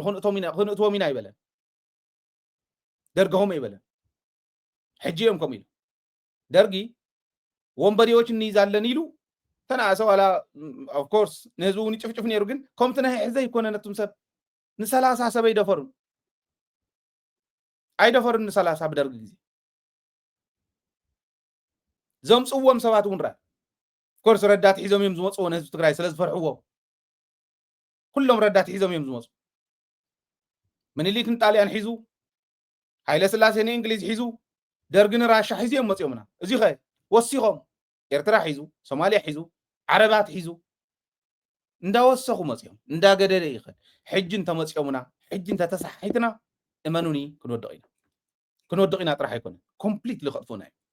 ደገ ዘሎ ንዘርኢ ንሕና እኮ ተጋሩ ኢና ነርና እንዳተባሃለ ዝረበሉ ክመፅእ እዩ ቀሊል መፍትሒ ግን ኣለና ሕዚ ሕዝታ እዩ ኣግባብ ዘይብሉ መንገዲ ክኸድ ከሎ ኣግባብ የብሉን ኢሉ ክሕዝ ዝኽእል ብጋኑ ገና ቆልዓ ብንእሱ ቆርበት ብርሑሱ ከም ዝበሃል እንታይ ጀመር ኣነ ጌፆ ክኸዱ ከለዉ በዓል ጌታቸው ደነጊረኩም ሪፎርም ምግባር ይከኣልን ሕወሓት ሕዚ ሕወሓት ሪፎርም ትግበር ብውድባዊ መስርሕ እዩ ሓደ ግለሰብ ስልጣን ስለ ዝረኸበስ ሕወሓት ትበሃል ውድበላ እሞ ሪፎርም ክገብራ እንዳተባሃለ ይኽየድን ጌጋ ኢኹም ኢልና እዮም ሕወሓት ከፍርሱ ክመፁ ከለዉ ሕወሓት ተፍርሱ ኣለኹም ተጋጊኹም ኢልና እዮም ህዝቢ ንግለሰባት ተጠቅዕለካ ይብለኒ ነይሩ ገለገለ ድሓር ግን ተረዲእዎ ባንዳታት ኮይኖም ብልፅግና ኮይኖም ዶኸይዶም ብልፅግና እዮም እንዳበልናኩም ፀኒሕና ብልፅግና ዶ ኮይኖም እዚኣ እውን ናይ ብልፅግና ተንኮል እያ ብሄራዊ ዕርቂ ዝበሃል ንሕና የብልና ነፈላላይ ብሄራዊ ኣፈላላይ ዕርቂ እንተደልዮም ከምታ ዝበልክኹም ብፁዕ ኣቡነ ሰላማ በጃኹም ተዓርቁና ይበልዎ ኦኬ ብፁዕ ኣቡነ ጴጥሮስ ንዑ ተዓርቁና ይበልዎ ዕረቕዎም ንግለሰባት ብሄራዊ ኣፈላላይ ግን ኣይኮነን ስነ ስርዓት ክበሩ ኮምፕሊትሊ እዮም ከጥፉና እዚኣ እንተተገይራ ኮምፕሊትሊ እዮም ከጥፉና ትግራይ ኣብ 3/4 ክመቕልዋ እዩ መሬትና ምምላስ ይትረፍ እሞ ካሊእ መሬት ክንውስኾም ኢና ንዘርእና ምቕፃል ይትረፍ እሞ ነይሮም ዘይክንበሃል እውን ንኽእል ኢና ንሱ ስለ ዝበሉ ምስ ታሪክና ስለ ዝቐብሩና ልቢ እንተሃልዩኩም እንታይ ይብል ከም ዘለኹ ክርዳእኩም ይኾን እዩ ዝብል እምነት ኣለኒ እቱ መሬት ምምላስ ሓደ ግዜ ማለት ትባንዳ ዝብሎ ንግደፎ እሞ መሬት ማለት ሃይለ ማርያም ኣብ ዝነበረሉ ግዜ ወልቃይት ስለ ወልቃይት ጉዳይ ስለ ምዕራብ ትግራይ ጉዳይ ክዝረብ ከሎ ሃይለ ማርያም ብሱል ዝኾነ መምርሒ ይሁን እዩ ኣነ ብጣዕሚ ዝምስግኖ በታ ጉዳይ ንሳ ብክልተ ነገር ሩኡይ ዝኾነ ሮል ተፃወተሉ ሃይለ ማርያም የስታውሲ ሓደ ናይ ወልቃይት ጉዳይ ተንኮለኛታት ኣብቲ ሽዑ ግዜ ፍሕሶ መፃወድያን ህዝቢ ትግራይ ዝኾን ክፍሕሱ ከለዉ ሃይለ ማርያም ካፍቶም ናይ ትግራይ ተወለድቲ ዝበሃሉ ስልጣን ናይ ኢህወደግ ዝነበሩ ንላዕሊ ሃይለ ማርያም ተረዲእዎም ነይሩ ዝብል እምነት ኣለኒ ወልቃይት ኣብ ትግራይ ዘሎ እዩ ምዕራብ ትግራይ ናይ ትግራይ ሕቶ እንተሃሊኩም ናብ ቤት ምክሪ ትግራይ እቱ ኣብኡ እንተዘይተመሊሱ ናብ ፌደሬሽን ኣምፁ እዚኣ እታ ፕሮሲጀር ካብዚ ወፃኢ ናብ ካሊእ ኮምፕሊኬት ንግበሮ ኢትስ ቨሪ ሲምፕል እዩ ናብ ካሊእ ኮምፕሊኬት ትግበሩ ኢሉ ሃይለ ማርያም መምርሒ ከም ዝሃበ የስታውስ ሉክ ዲስ አካባቢ በትግራይ ክልል ውስጥ እንዳለ ይታወቃል። በትግራይ ክልል ወልቃይት አካባቢ ላይ የተነሳው ጥያቄን በተመለከተ ተመሳሳይ መስመር መከተል አለበት። ወልቃይት በትግራይ ክልል ውስጥ ነው ያለው። መጀመሪያ ጥያቄው መቅረብ ያለበት ለትግራይ ክልል መስተዳድር ይሆናል። የትግራይ ክልል መስተዳድር ችግሮቻቸውን የሚጠይቁ አካላት ካሉና እነዚህ አካላት ችግራቸውን የትግራይ ክልል የማይፈታ ከሆነ በስርዓቱ ተከትለው የፌደራል መንግስት የፌዴሬሽን ምክር ቤት አለ ይሄን መጠየቅ ይችላሉ። እዚህ አሁን ጉዳዩ ውስብስብ አይደለም፣ መወሳሰብ የሌለበት ጉዳይ ነው እየተወሳሰበ ያለው። ጥያቄ አለኝ የሚሉ የወልቃይት የማንነት ጥያቄ አለኝ የሚሉ አካላት የመጀመሪያው ማድረግ ያለባቸው ጉዳይ ለትግራይ ብሔራዊ ክልላዊ መንግስት ጥያቄያቸውን ማቅረብ አለባቸው። አሁንም ያሉ ካሉ ያቅርቡ፣ አቅርቦ ችግራቸውን መፍታት ይችላሉ። ስለዚህ ይሄ ውስብስብ ጉዳይ አይደለም። በህገ መንግስቱ መሰረት ይፈታል ሲባል ጥያቄ ያለው አካል ጥያቄውን ለሚመለከተው አካል ያቀርባል ማለት ነው። እስካሁን እንደሰማነው የትግራይ ብሔራዊ ክልላዊ መንግስት በቀጥታ ለኔ የቀረበልኝ ጥያቄ የለም፣ ስለዚህ መልሱን ለመስጠት አልቻልኩም፣ ግን አሁን ጥያቄው ከቀረበ መልሱን እሰጣለሁ እያለን ያለው ህጉን ተከትሎ ከመሄድ ውጪ ትርምስ መፍጠር አግባብና ተገቢ አይደለም። እንዴት ጥያቄው መቅረብ እንዳለበትም አዋጅና ህግ አለ። ቢያንስ 5% የሚሆነው የአካባቢው የወልቃይት ህብረተሰብ አካላት ፈርመው ይህን ጥያቄ ማቅረብ አለባቸው ካሉ ዚኒሩ ሃይለ ማርያም ትክክል ኢልወይ ሰዓታ ትክክል ኔራ ካብ ሃይለ ማርያም ናብ ኣብይ ክሳገር ከሎ ግን እናገደደ መፅዩ እናገደዲኦም ዝኸዱ እናጥፉና ንዓናን ህዝቢ ትግራይ ካብ ገፀ ምድሪ ናይ ምጥፋእ ሴራ ናፈሓሲኦም ዝኸዱ ሃይለ ማርያም ዝመለሶ ብከምዚ ኣብይ ብከምኡ ከይድዎ እንተዝኾን ክንደይ ክብሪ መረኸብ ብሓይሊ ግን ወሲድዎ ሓይሊ ምዕራብ ትግራይ ንምውሳድ ህዝቢ ትግራይ ምጭፍጫፍ የድልዮ ነይሩ ጨፍጭፉና ኣጨፍጭፉና ቶም ዝደልይዎ ቶም ተስፋሕፋሕቲ ከዓ መሬቶም ሒዞም ሃይለ ማርያም እዚ ክብል ከሎ ጌታቸው እንታይ ኢሉ መሬት ማንም ዝሓዘ ይሓዞ ሃይለ ማርያም ዝበሎ እኳ ሰይበለን መሬት ዝሓዘ ይሓዞ ዘመሓደረ ይመሓድሮ ስኢሉ ይመለስ ዝምለስ እንተኮይኑ ከም ከፍቲ ከውኪውካን ህዝቢ መሊስካ ንፀላኢ ምርካብ ናይ ጌታቸው ደይኮነን ነይሩ ኣብ ምንታይ ከም ዘለና ይረዳእኹም ሃይለ ንወይኑ ዝቆሕረሉ ኩነታት የለን የጉህ እዩ ከም ዝበለ እንተነኣሰስ ሓደ ከምዚኣ ገይሩ ዝሓስብ ነቲ ህዝቢ ዝሓስበሉ ምምሕዳር ዘይረኸበ ምዃኑ እቲ ህዝቢ ይሕዝነኒ ኣበይ ሞ ፕሬዚደንሻል ደይምኾነን ኩሉ መተወዳደርና ቱ ቢ ኦነስት ኣነ ፖለቲካ እውን ብዙሕ ኣቲኻ ናብ ስልጣን ናብ ካሊእ እምነት ነይሩነ ይፈልጥን ከምዚ ዝበለ ምርር ክብለካ ከሎ ግን ኣቲኻ ትሰርሓሉ ትቃለሰሉ ህዝቢ ሒዝካ ትቃለሰሉ መድረክ ንክትፈጥር መስዋዕትነት ንምኽፋል ወሲንካ ተኣተሉ ዓውዲ እንተሃልዩ ዋይናት ኩሉ ዘይተርፍ ደቅና ገዲፍና ስድራና ገዲፍና ከብድና ገዲፍና ንቃለስ ደለና ከምቱ ብረት ሒዝ ዝቃለስ ዘሎ በታ ንኽእላ ንቃለስ ኣለና ማኣተና ቱ ቢ ኦነስት ከም ዝበለ ናይ ፖለቲካ ውድቀት ርየ እውን ኣይፈልጥ እሞ ብልዕሊ እዚዩ ንሕና ዘይነበረና ብሄራዊ ኣፈላላይ ንምምፃእ ምምኳር ክንደይ ናይ ዝኣክል ዓገብ ምዃኑ ኦኬ ወልቃይት ሓደ ቦ ክገልፁ ከለው ተስታውሱ እንተኾንኩም ኣቕሪብናልኩም እውን ነርና ኢና ኣብቶም ሕሉፋት መደባትና ወልቃይት ማለት መሬት ወልቃይት ማለት ማይ እንዳበልካ ኣምሓርኛ ደሎ እዩ ኣምሓራይ ዶ ማይ ይብል እዩ ማይ ተመን ዝበሃሉ ማይ ጋባ ዝበሃል ከምዚኦም ዝበሉ ቃላት ኣምሓራይ መዓዘ እዩ ማይ ዝብል ታሪክ ወልቃይት ታሪክ ምዕራብ ትግራይ ኩለን ብትግሪ ቦታ እውን ብትግርኛ ዝፅዋዕ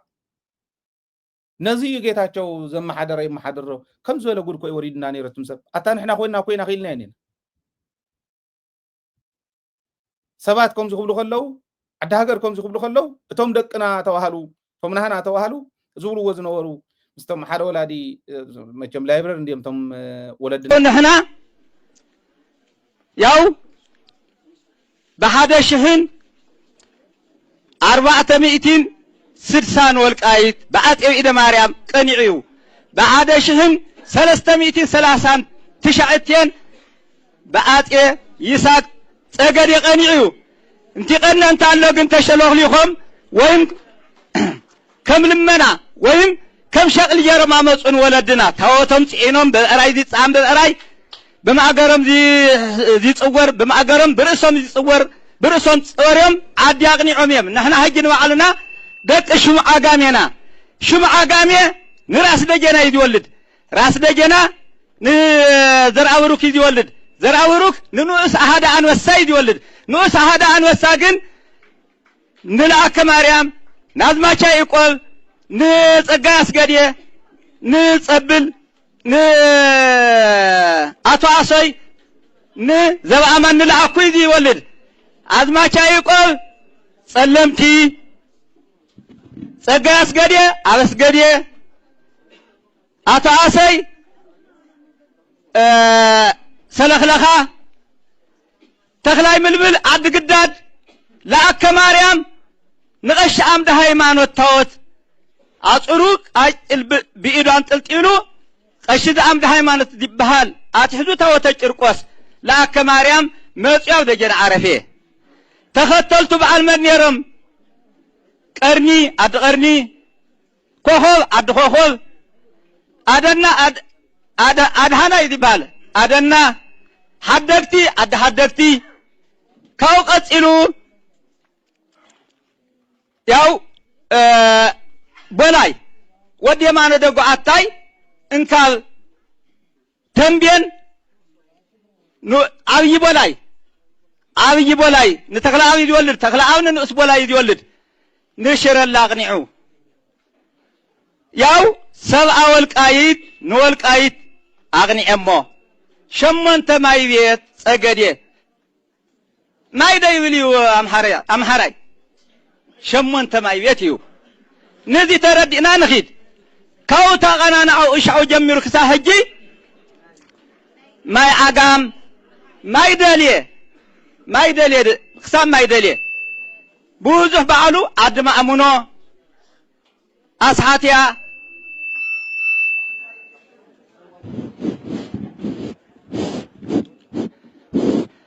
هاد قايو رمت توهاليه بسوري اويو هدوك رمت عد رمت زي انا على خوفنا لاننا رمت ياو ترمت ويانا كم قدمن كم رمت يحجون رمت يتهزونا ማንም ኩል ይፈልጥ አብ ትግራይ ከይዱ አፍት እንዳባህጉ አፍት እንዳወለዱ አጽሊሉ ንዘርኢ ኾና እንደገና መጽና ክቡ ዘመን ሓሊፉ አብዚ ተዋሊድና ሕጂ ቀድሙ ዝመጽ ትግራዋይ ንዝ ዳህራዋይ ትግራዋይ አንታ ትግራዋይ ይብል እተ ሕጂ ዝመጽ ድማ አንታ ወልቀታ ይብል እንታ ወጸራይ ግን ከምነ ኋላ ባረኺው ግን ንአና ማተው ይገብር ዳሎ እምበር እትናይ አድና ህዝቢ መወቆሉ ትግራዋይ መወቆሉ ትግራዋይ ሕጂ ድማ አዚያ ዛለኻ ህዝቢ ቅድም በተም ጽባህ ተጠሚቅናስ ሕጂ በዘመረ ሰዓትስ እንደገና ናብ አምሐራ ይልምቻ ጠምቁ ዘተሱ ሰባት መጀመሪያ ወልቃይት ትግራዋይ ከመጨረስታ ዝጠመቃስ ሕጂና ጥምቅ ኢሎም ሕጂ ዚአተም በመተሰብ ንዓዩና አግሪሙል ያለው ንዘ ህዝቢውና አግሪሙል አለው ኮይኑ ግን ንሕና ከመወቆልና ትግራይና መጻሕፍትና ካብ ትግራዩ ታወትና ካብ ትግራዩ ያው ስርዓትና ካብ ትግራዩ እሞ በዚ ኾነ ሁለና ንመክት ተጋሪና ካብ መሰረትና ያው በሃደ ኾና ንመክቶም እንትብል አብራ አብዚ ዛለኻ ትግራዋይ ወዲ ትግራዋይኻ አፍቶም ሕዱ ግሩ መጽ ዘይውለድ የለን አባሳት ያ ዘይውለድ የለን አብኑ ሳያና ጊዜ ዘይውለድ የለን አባ አዝማች زميكائيل زي ولد يلن كل يوم دقة تغاريهم عديهم تغاريين بعرفانا يولدن عاوزي أزالنا بحادين مكت لايبراري يوم ولدنا من الباش أنا ممرون سلازخونكو أب يونيفرسيتي حدا مالتكم حدا نا يونيفرسيتي ليكتشرر خلينا إذا أكلي خمس ولا ناي زخونة ناي بعلي ثيوري ب زمورو ولا زمورو كورس خمسي جيركا بدنبي أمس أصو تاريخو قال خمسي نمزراب خلينا إذا أكل كبير مخاني رداني ولدنا قل لايبراري تاريخنا زي والقايت تعرفو الوها ملاش لو معلومه ملاش تقراواي كوين اندهالو مريتنا اندا قرسنا سلنوم كم بعل ጌታቸው ዝወል ሸ ተሐድስ ስለዘለው ስለዝመጹ በብግዚኡ እንዳሸጡ ማእከል ትግራይ ዝነበረ ወልቃይት ማእከል ትግራይ ዝነበረ ራያ ወሰን ትግራይ ጌርና ክንዎም ከለና እንዳፈርፈሩ መምጾሞ ይተርፎ ነታስተረፈ ትግራይ ኩሕዝ ቆራርስ ዋስ ከምት ዝወልናዮ ብሔራዊ ዕርቂ ኢሎም ብሔራዊ ፈላላይ ነይሩኩም ይተጋሩ ዝብል ከምጹልና ይኸድሉ ህዝብ ስርዓት ግበር በሎም ዝብል መልእክተይ ካሊ ተንኮል አብይ አሕመድን ናይ አምሓራ ቁኑዕ ዝበሃል ናይ አምሓራ ህዝብን ከመይ ከም ዝነበሩ ክሕብረኩም ኣብዚ አብይ አሕመድ ሃገራዊ ምክክር ኮሚሽን ዝበሃል መስመር ረኣያ ዝበሃል ሓደ ኳኺቶ ፕሮፌሰር እየ ዝብል ዝወዲ እዚ ነህዝቢ ትግራይ ትማል እውን እንዳረኣናኩም ነርና ዓፋር ሓንቲ ዳቦ ከይትእቱ ናብ ትግራይ እንዳበለ ዝመክር ዝነበረ ምክክር ኮሚሽን እያ ክመርሕ ተባሂሉ መስመር ረኣያ ዝበሃል ጉድ ሕዚ ናብ ትግራይ ይእቶ ተባሂሉ ምክክር ኮሚሽን ይዕረቆን ህዝቢ ትግራይ ፈላላይ ነይሩ ኢነን ባዕሉ እውን ምስ ሃገር እውን ገለ ተባሂሉ ንኻኣቱ ወዲ ወረደ ዝመቻችወሉ ዘሎ ስርዓት ግበርበልዎ ዝብለኩም ዘለኹ ዓዲ ኣምሓራ ከይዶም ዕርቂ ክግበር እዩ ኢሎም መኪሮም ምክክር ኮሚሽን ክመርሕ ተባሃለ መጋቢት 27 ካብ መጋቢት 27 እስካዕ ሚያዝያ 4 ኣኼባ ነይሩ በብኸባቢኡ ኮንፈረንስ ኣካይዶም ኣብ ኣምሓራ ክልል ተንኮል እዩ ክነግረኩም ኣብዚ ብናይ ኣምሓራ ምሁራን ብናይ ኣምሓራ ህዝቢ እውን ተነፂጉ እቲ ጉዳይ ነፂጎሞ ንምንታይ እዮም ነፂጎሞ እንታይ ዝብል ነይሩ ዕርቂ ክግበር እዩ ህዝቢ ኣምሓራ ከምዚ በለ ተባሂሉ ክንገር ዕርቂ ክግበር ምክክር ክግበር ነቶም ዕጡቃት ካብ ህዝቢ ንምፍላይ እዩ ንፋኖ ካብ ህዝቢ ንምፍላይ ነይሩ ትሴራ ህዝቢ ግን ዞር በሊሉ ካብ መጋቢት 27 እስካዕ ሚያዝያ 4 ዝተገበረ ኣኼባ ዞር በሊሉ ወነት ከም ዝገብር ዝነበረ ሕጂ ኢሃፓ እውን መግለፂ ኣውፅኦም ኣሎ ነፂጎሞ ንሰምውን ፓርቲታት ናይ ኣምሓራ ይነፅጎ ኣለዋ እዚ ከም ዝበለ ሴራ ተንኮልኩም ንፋኖ ኢዱ ንክህብ ብረቱ ከውርድ ትገብርዎ ዘለኹም ተንኮል እምበር ንህዝቢ ኣምሓራ ንምትዕራቕ ኣይኮነን ህዝቢ ኣምሓራ ኣፈላላይ የብሉን ኢሎም እዮም ዝኸዱ ዘለዉ እንታይ ዝብል ኣብ ኣምሓራ ክልል ምስ ዝተፈላለዩ ኣካላት ምክክር ጌርና ኢና ዕጡቃት ካልኦት ኩሎም ተሳተፉሉ እዩ ነይሩ እዩ ዝብል ምክክር ኮሚሽን ኢሃፓ ዘውፀ መግለፂ እቲ ኮሚሽን ንመን ዕጡቃት ፀዊዑ በዓል መን ዝበሃሉ ናይ ዕጡቅ ንኣብነት ናይ ጎጃም ናይ ጎንደር ናይ ወሎ ናይ ሸዋ ዝበሃሉ ኣሎ ካብዚኣቶም ንመን ተሳቲፎም ህዝቢ ንኽፈላሊ ህዝብን ሰራዊት ናይ ፋኖን ንኽፈላሊ ንኽበታትን ግል ከምዚ ገይሩ ኣብኡ ተሳተፉ ይብል ኢሃፓ 90% ብልፅግና እዮም ነይሮም ህዝቢ እውን ኣይነበረን ናይ ብልፅግና ኣባላት ኢና ባህልቲ ብብልፅግና ዝተገዝኡ 90% ናይቲ ኮንፈረንስ ተሳተፍቲ ብልፅግና እዮም ነይሮም ስለዚ ብልፅግና ምስ ካልኦት ተዛቲና ኢና ኢሉ ምስ ህዝቢ ተዛቲና ኢና ኢሉ ዘውፅኦ ዘሎ ሓሶት እዩ ኣብቲ ኮሚሽን እምነት የብልናን በዓል መን ከም ተሳተፉ ናይ ገለፀን ጋዜጠኛታት ናይ ኣምሓራ ብምዃኖም ንህዝቦም ስለ ዝተቆርቆሩ ዝኣስር መንግስቲ ዝኣስር ውድብ ብልፅግና ምክክር ኮሚሽን ዝበሃል ናቱ ተላኣኺ ፓፔት እዮም ዝብልዎኑ ባምቡላ ናይ ኣብይ ኣሕመድ ይብልዎን መስፍነ ራእያ ባምቡላ ናይ ኣብይ ኣሕመድ ተላኣኺ ኮይዱ ሴራ ስለ ዝሰፈየ ስለ ዝፈሓሰ ህዝቢ ንኽፈላለ ሰራዊትን ናይ ኣምን ፋኖን ህዝቢ ንኽፈላለ ዝገበርዎ ሴራ ዳ እምበር ምክክር ኣይተገበረን ህዝቢ ኣምሓራ ከይትታለል ይብሉ ካብ ናይ ባዕሉ ፓርቲ ጥቕሚ ካብ ናይ ባዕሎም ስልጣን ጥቕሚ ካብ ናይ ባዕሎም ናይ ገንዘብ ጥቕሚ ኣንጻር ዝርዩ ግለሰባት እምበር ንህዝቢ መድሕን ክኾኑ ዝኽእሉ ናይ ህዝቢ ጉድኣት ርድኦም ሰባት ኣይነበሩን ቶም ተለኣኹውን ከምኡ ኣይነበሩን ይብልዎ እዚ ኢሃፓ ዝበለ ህዝቢ ኣምሓራ እውን በብኸባቢኡ ኣብ ሶሻል ሚድያ ትርእይዎ ዘለኹም ምክክር እያ ጌርና ትብል ዘለኹ ብልፅግና ምክክር ኣይተገበረን ምክክር ይንፀልን ዕርቀ ይንፀልን ሰራዊትናን ሰራዊት ናይ ኢትዮጵያን ክዕረቕ እውን ንደልዮ ኢና ግን እቲ ጠለብ ናይ ብልፅግና ጠለብ ናይቱ ህዝቢ ናይቲ ሰራዊት ናይ ኣምሓራ ተራእዩ ተገምጊሙ እምበር ሓደ ባምቡላ ናይ ብልፅግና ዝኾነ መስፍን ረኣያ ዝበሃል ሰብኣይ መሪሕዎ ብዝኸይድ ሴራ ክኸውን ኣይኽእልን ብተንኮል ብሓሶት ክኸውን ኣይኽእልን እዩ እዚ ህዝቢ ዝብሎ ዘሎ እዩ መናእሰይ እውን ኣብ ማሕበራዊ ሚድያ ራእይዎ ኣብ ትዊተር ይኹን ኣብ ቲክቶክ ይኹን ኣብ ካልእ ይኹን ይብልዎ ኣለዉ እቲ ሴራ ይቕፅል ኣሎ ብዋናነት ኣብዪ ኣሕመድ ስልጣን እንዲ ዝደሊ ንኩሎም በርኪኸ ገዚአዮ ዝብል ነገር እዩ ዝደሊ ባንዳታት እውን ይጠልብ ልክዖምቲ ናይ ትግራይ ባንዳ ጨው እንዳለሓስኩ እየ ዘስርሖም ዝበለና ተስታውስዎ እንተኾንኩም ከምዚ ማለት ሀኪዎች ባንዳዎች ያሉበት ሀገር ሲሆን ጨው እያቀመስክ ትልካቸዋል። እነዚህ እግር አልባ ባንዳዎች ሳይቸገሩ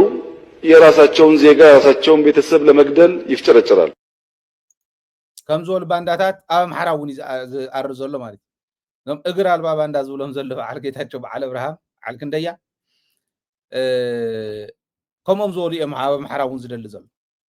ከምኦም ዝበሉ ደልዩ ከምኦም ዝበሉ ንዖም ዝመስሉ ወይ ብገንዘብ ዝተታለሉ ኣምፅኦም ክእክብሉ ከለው ኣምሓራ ተረዳድኡ ኢሉ የምፃልና ኣሎ ማለት ህዝቢ ኣምሓራ ግን ይነፅገሉ ንሕና እንታይ ኢና ክንገብር ዘለና ጎረባብትና ይስራሕ እኮ እዩ ዲፕሎማሲያዊ እዩ ዝጅመር ኣብ መቐለ ኮንካ መግለፂ ምውፃእ ጥራሕ ኣይኮነን ሽሎኽ ንዓዲ ኣምሓራ እቶ ኣቲኻ ኣብ ዓዲ ኣምሓራ ህዝቢ ኣምሓራ ንህዝቢ ትግራይ ንሓደ ግበር ናብ ሓደ ምፃ እዩ መሬትና ይመልስ መሬት ክምልስ ዝግብኦ መሬት ጥራሕ እንታይ ኮነ ታሪኽና ይመልስ ታሪኽን ቅርስን ክመልስ ዝግብኦ እዚ ክገብር ናይ ዲፕሎማሲ ስራሕትና ኣብኡ ዝጅምር ኣብ ማዕዲኻ ንኣሜሪካ ጥራሕ ኣይኮነ ኣብኡ ጀምር ኣገው እትዎ ቅማንት እትዎ ኣምሓራ ከምኡ ብኤርትራ ወገን እውን ከምኡ ሱዳን እውን ከምኡ ብዓፋር እውን ከምኡ እዚኦም ፀላኢ ናብ ትግራይ ዘሊሉ ንኸይኣቱ ባፈር ዞን እዮም ንዓና ሓትና ከዓ እዮም መቃልስና ከዓ እዮም ክትሰርሕ እንተኽኢልካ እዚ ክትቅይር እንተኽኢልካ እቲ ጅግንነት ማለት ከተንኮል ናይ ኣብዪ ኣሕመድ ቀሊል መስፍን ረኣያ ዝበሃል ሓደ ሽማግለስ ኣትዮ ትግራይ ክሕንክር ኣትዮ ኣምሓራ ክሕንክር እንድሕር ክኢሉ መናእሰይ ሓዝዎ ስልጣን ዝበሃል እንታይ ዳዮም ክገብሩ መናእሰይ ኣብ ኩቱ ሒዙ ክውዕተለ እዩ ናይ ጉልበት ስራሕ እኮ ይኮነ ናይ ርእሲ ስራሕ ፖለቲካ መንእሰይ ስለ ዝሓዞ ተኣምረ ይፍጠርን ርእሲ ዘለዎ ሚእተወቱም ሰብ ብቕንዕናን ብዓቕምን ንመዝነ ዝብሉ ዘለኹ ነዚ እዚ ስርሑ ክትሰርሑ እንተኾንኩ እዚ እዩ ኣብ ትግራይ መናእሰይ እንዲኦም ዝመርሕዎ እንተን ወረዳታት ኣያን ወረዳ ብኣረጊት ትምራሕ ኣረጊታት እውን ኣይኮኑን ኣብ ትግራይ ኣረጊት ናይ ፖለቲካ መራሒ የለን ናይ ዞባ ይኹኑ ናይ ወረዳ ይኹኑ ኣብ ክልል ዘለው ይኹኑ መን ተዓብይ ንፖለቲካ በዓል ደብረፅዮን በዓል ጌታቸው ሰፋን እዮም ዓበይቲ ዝበሃል በዓል ኣዲስ ኣለም ባሌማ እዚኦም ኣብ ትክክለኛ ናይ ፖለቲካ መሪሕነት ዕድመ እዮም ዘለዉ ልቢ ንዘለዎም እዩ ብሱላት መራሕቲ ኣለውዎን ዝበሃል ዓድታት ረኣይዎን ዕድመ ኣይኮነን ብርግፅ ብስለት ብዕድመ ኣይኮነን ግን መብዛሕትኡ ካብኦም ዕድመ ንላዕሊ ዘሎ ዝመርሕዎን እዮም ኢንክሉዲንግ ኣሜሪካ ዕድመ ኣይኮነን ትፀገም ብስለት ይትፀገም ኦኬ እዚ ኢና ክንሰርሕ ዘለና ኢለ እዛ ኣብ ወረዳታት ትርእይዎን ኣለኹ ንኣብነት ስሩውን ብደንብ ክንሪኦ ኢለ ዝሓስቦ ህዝቢ ናይ ምንግልታዕ ህዝቢ ናይ ምስቃይ እኩይ ምግባር ዝስራሓለን ኣብ ታሕቲ ዘለዎ ምሕዳር ኣብ ጣብያ ወረዳ ኣነ ኣብ ሓደ ጣብያ ንዝኾነ ጉዳይ ከይደ ዓዲ እናሃለኹ ልክዕ ከምዚ ሓደ ግዜ ብጣዕሚ ዘናድኒ ከምዚ ናይ ትራፊክ መንገዲ ከቋርፁስ ኣርተፊሻል ምዃናታ መኪና ረሲዖምስ እንተር ናበሉ ከምዚ እንዳበሉ ዝኸዱ ሰባት ደጋጢሞም ከም ይፈልጡ ኣነ መኪና ኣቋሪፀ ክሓልፍ ከለኹን የማነ ፀጋም ርኤ ጎየ እየ ዝሓልፍ ሃይለ ኣርተፊሻል እንተን መኪና ክብጠስ ይኽእል እንዲ ፍሬ ተተበጢሱ ክድዕምሰኒ እያ ናተጎተተ ዝሓልፍ በቃ ከምዚ በቃ ኣክሽን እናርኣየ ዝሓልፍ ሰብ ኣጋጢሙኩም ዶ ይፈልጥ ከምኡ ልክዕ ኣብ ጣብያ ምምሕዳር ክትከዱ ከለኹም እዚ ስራሕ ክትብልዎ ከለኹም ጎተት ናበለ ይመፅእ ኣደነ ኣቦ ነፍቲ ተሰሪዖም ተሰሊፎም ንዕኡ ክፅበዩ رأي وزي حزب أقلقلتي بتقرأي أقلقلتي أو كل وردات زلي يزيقنا أبني عدوى مزقجاي عدوى زحشو من محدار اللواء مسيوم لالو خاب زبلان حانتن ديا مقالا خطأ قصر من سامعهم نتفلتيو دحانيهم تسفال لهم كابزولهم عدوا أي سلفي سلفي يهلو يكون نوزي وزعدون كل يغلي سلفي جن هذا تاريخ كنقرأ أو عدوا متزجاجة بتركل درسين ناي كلا زول شمس لزلوا وخجر فمو تدرسين بقبل يزنوركو زي يتنحلنا ده هم زول درسين يوهم أو كالي زواون زل عدوا راح يكون أو كالي وردا مالته درسين هيوم نزخونه قد داي كفلي تخافلين تخونكم درسين يقبلوهم يقبلوهم هنجنزب كم يقرمكم سرقون بدن بتردقونه سند نمسرح سند أما زجاجات أو كل المزجاجات نايت جراي باب ندازوركم مريت كتجوز تقوليهم بني حصاد سند مريت عز جزاء هم خلتشين عسر سلسلة خلتشين عسر تخلتن جزاء هو يبيلكم إنجنيرز أحسيهم كتجوز تقوليهم كم يزول بولشت من محدار كم زلوا تحت رأيه زي خطر زلوا كم زي أمزولو لك خمنا تشاينا مسلنا سرح إيدي قرص عينت كم زول إنتروديش تيجبر كازم محدار يكون تيزو سلام كركم تقوينو أنكرر من محدار مسخلل كم زي زول وود هفت عدي نحرن مجرشان جزي خيد خلله أقل قلوت أنت زي رقيب حزب منقص ده مثلا دي خيد ليه بان تحلي ليه بان ده تفتر يزخل ليه بان تقوين تمنقص تمواقركم تحزوا لكم زول لهنا يم بسواس أنت قوين كني مكر له أنا يقول على سيرتيفيكيت ناي لده سيرتيفيكيت نموصع تولد له أوزو كلينيك زيو توليدو أوزو حب هوسبيتال توليدو إليه ورقة نتوصيدس نودي نقولي خالي كمزي زولو قجلة كمزي زولو مرحتي كمزي زولو زيوم أمسكر أنت وجههم أمسكر له محجخة الكلام مثلا أفتح طبيعة أفتح قبلي أما زجاجونكم انتهي قبرت هزبي أقول قولة استخاخم إذا استخاخيلكم تحزي نولز نبرنا مالتنا يدقى سلاء خياتو من قد خنا عصن تخوينا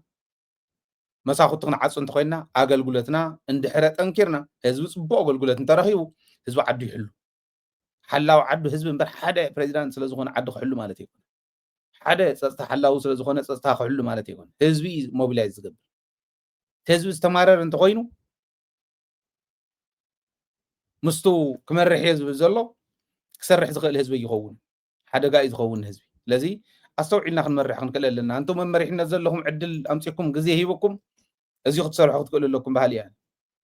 كندي غزي كان من مكراتات كندي غزي تساق بوليتيكا عنكلينا تግራይ او اني بقى حزب برايوريتيز كم تعانتو انه لازنبرنا ناي بهراو عرق زبل برايوريتي خوينس زي احيز مصي ودور برايوريتينا تمزابلت مملاس يكونن ማለት برايوريتينا مريتنا مملاس يكونن ማለት برايوريتينا ዲፕሎማሲና መስተኻለ ይኮነን ማለት برايوريتيናስ ናይ ጌታቸው ናይ ደብረጽዮንን ባእሲ ናይ እከለን ባእሲ يوم دامو أو زلوا باباسات يتعرقوا وما زلوا قشاشتي أو زلوا شخات يتعرقوا ومنبر أو زلوا باسترات يتعرقوا ومنبر بيراوي فلا لايناي كلت زاروت كودم زحوطوا بنا حزب ገንዘብ بنا حزب ንብረት بنا حزب ስልጣን كودم نزحوطوا كتعرقوس بيراو عرق ተዋሂሉ زيل فلا لاي تاريخ كتصحفوا ليغاسيكم دبلاشكم ومصيكم እንዲሁም زغدد خيبالاشو كتنققت تقول لكم تاريخ تግራይ ውን زي نبره تاريخ كيصحفوا እዚ ህዝብ ቃለ ሰخلሎ ሓንት ግዜ እንተ ፈሪሳዚያ ታሪክ መጽሐፍ እንተ ተጀሚሩ ማይምለስ ንግዲዩ ክትሪዎም ኣለኹም ኩናት ንክመጸልናስ ኩናት ክመጸሎም ዝጽልዩ ነዳዲ ሓቢኦም ኩናት እንትመጽ እንተሎ ክንሸጠ ኢሎም ዝሓውቁ ሰባት ዘብ ዘለውላ ዓዲ ንጅቡኡ ክብል ከም ዘለ ታሪክ እንዳጽሓፈ ዘየለ ታሪክ እንዳጽሓፈ ናብ ዘይኮነ ዓዘቕት ክናት እዩ يبلنا بيراو فلال يبلنا نينبرنا السرعات غوريلنا كنملسوم كنقللنا ايتناتي تعمزنا دديو تعمز حرقيو ነገር ግን كنملسو نخري قوم زول اخيبا كله سرعات غبر تطوبل سرعات غبر تهزبي تطوبل زلو لبامات انتكونكم موران تግራይ حدرا زولكم انا زيا اب زخون يكون مدرخ انتم سو هافتكونكم ገንዘብ እንዳውጻኹም تقدر زلكم حدا بحدا كنمصكم ينخاون دحر كوين نفلتينا أكل عند يوصانا بسلطان تصقيع خيا تركب طقم المركب أكل يوصانا ولكم تخدون نفلتينا حدا بحدا خنمصكم تلاقيكم مزمصاهم بقرص نصايا خاطو تواهيلوس كتأتوا إلكمس تلاقيكم مزمصاهم غداغد خافتي ان زترفكم من ገንዘብ ንኹም ዝበለ ዘይነበረ ታሪክ ዘይለ ታሪክ ክትጽሕፉ ትጽዕሩ ዘለኹም ሰብ ሃፍቲ ክንመጽኩም ኢና እንታይ ተዋረድኩም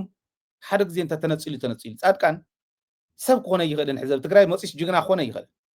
ከመይ ገሪ ጅግና ይኸውን ጻድቃን ኣኸለኮ ንህዝቢ ትግራይ ዝኸ ሓደ ዓዲ ዝሸጠ ሸያጥ ዓዲ ንስልጣን ክብል ህዝቢ ዝሸይጥ ሰብ ምዃኑ ህዝቢ ትግራይ ፈሊጥዎ ጌታቸው መጽ ሕዚ እንተስ ክወዳደር ይበል ክመርሕ ይበል ጌታቸው ክመርሕ ከም ዘይኽእል ባዶ ምዃኑ ህዝቢ ትግራይ ፈሊጥዎ ዶ وانس انت تواريدكم يوم نغادايون كمان بغودكم تيوصاكم زي ميديا زي حزب خو حل استقاقو مسله زخونه نحزبي صره حزب زخونه سرح خسرح كلكم عين لقكم اسكع زلنا بهيوت كنقالسينا ناي حزب غيرنا يو عسله نخد هايل هالو هالو بزي يقدس صره حزب زخونه ነገር تقالس ميديا امنت ناي حزب ميديا خوينا تقصليا امن يحوحاتون قصيره ترف دغ لسبات بعل ጌታቸውን ካሊን ቻናል ምዕጻውን ካሊን ምግባር በርካሊ ዘይፈልጡ يترف دنسهم حوحات كمودب إذا كلنا قال سلاح إذا حوحات كتفرس يبلا نبلا ودب هنياتن وعلنا نطقمنا إلنا نطقمنا أقول كله حزبنا حوحات انت فريساتها سلام كسنة توعل بريتوريا إلا نسان تسين وهزونا خدانا حزبنا أنت تودي منتنا خطفي منتنا أنت تفين إحنا إلا تاس زيتنا هنا تقوم نزينا نقالس بل حوحات كادرات حوحات ددبيت كيتسمع زبال كونيري حزبي فلطيو حزبي مسكري ددبيت كيتسمع عنداول خادرتات يزور نيرو افت مجمريا بفلاي زنورنا كله نقالس كلنا كوم زولنيو نيرميو ورادا خادرس يلو حنت شنطرو زي تساغر فلطت زحازه كوم يولو نيرو سعيرنا يوم ግን مسزونا خوينا ህዝባውያን ስለዝኾና አንቢብና ፈሊጥና ተረዲና ስለንቃለስ ህዝባዊ መስመርና ስለዚህ ካድና ስለዚህ ጠለምና هذه زخونة نجار كم زمان سنقدم يتوني رداني نعو زخون مدحاني تنام مشاچنا نخيد بعقمي بدم بغيرنا challenge نجبر بعقمنا نتأمام أما نم تسقينا يكون بعقمنا نتأمام كم مخنا عفلتي هذه زيتو توان مسزمنا زنا بناخذ دليل أزيو ما بتكبروا علنا هزبنا نقدم يتكن ساقرنا جدا سلا زخونة أزيو خنجبر هزبنا أول نزتردي أخسرح بلبي إيس أو عتي زقرب تابي راو عرق تبهال جنان هالو تمكخ تكاون سلم كخوا أفرسوا عند أول ناس أني هنا بكذي أنت تفرسني راح جي متصاوتي أشك على الصوت القلعو ناي قلعو متصاوتي هز تقرأ بالعلي أو رق ناتصوت له أي ما تغادر أي ما تمسرتهم كم زيلو حجونا فرسوا زه بيراو عرق تبهالون أفلا لا يمستفاد أره أفلا لا اللوم كلن كباب نتوالى تاريخ مصحف مستجمرة نفرسون تتوالى ترقم يقول proactively زرقسب زدليا تعدي كومزين زبالة مفتحي مصحف مستجمرة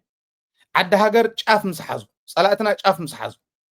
مسكوت مسكفتنا له هو ينتبلنا نمرسو نجار يكون زي اللي تاريخ انتي تصحفه أفلا لا زلاق نخون مبتتنا زلاق نخون انتي يسرحلو بتتردي أي زلهم متأني يرد له زي أترد بقانو يقالس أين قالس انت يلوم قلنا هايلن وين زمصو معاتيل أوكي زي يخبر زلالي نلوم بزيخن زازمينا ناي مدب كواخم نواخم كالوت مدباتون تخطيلهم كأرويهم كلهم زيهم ناتخطاتلكم أنتم محاورة وميديا تنطفونا غرزكم شركة قورو تخوليهم حزب نرد قال له كله ناي قالس ميديا سلا زغونه زيخت قورو تخوليهم اتنولا بدن بترديهم زي ترداكم تخوينون حتتنا دول لنا صحاف لنا شجر يلا حبيرنا نقالسون زخم زبله صار حزب تግራይ ዝخير ዘሎ ይخبل وزي قاطام حزب ودده بيدغف ذا ميديا زيات ساتلايت انت زي ترخيبو نحنا ابانا تشخمي ابانا طرح خوينو مس ዝخيد عبي تشالنج እንዳኾነ ስለዝኸ ደደቢት ክድግፉ ለኩም ኣብ ታሕት ለኩም ናይ ኣባልነት ፎ ምንም ሓንቲ ቡና ብወርሒ ንሓደ ሰብ ምግባዝ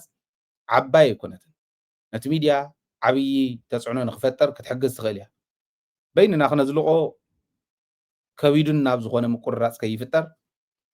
كتحجز لكم تحت لكم GoFundMe PayPal لكم نيابالنا فورم لكم أبالكتم تدخليهم ددويت وان تايم اوف دونيشن كتقبر تدخليهم كتحجز تدخليهم زجيرنا اينا تا ميديانا خنا زلقان نخل زول امنا تلني عد زلهم بزيا ናይ ወጋግን ባንኪ ኣካውንትና እያ በዚ ሓግዙ ኣብ ደገ ዘለኹም ኣካውንት እንተደሊኹም ከዓ እዚኣ ኣላትኩም በዚ ሓግዙ ደደቢት ሚድያ ብምሕጋዝ ህዝባውነትኩም ክተረጋግፁ በዚ ኣጋጣሚ እናፀዋዕኹ በዚ ክፍለየኩም እየ ሰላም ሳኹም ሰላምን ዓወትን ከዓ ምስ ጅግና ህዝብና ኮን ትምኒተ እዩ ትግራይ ትዕወት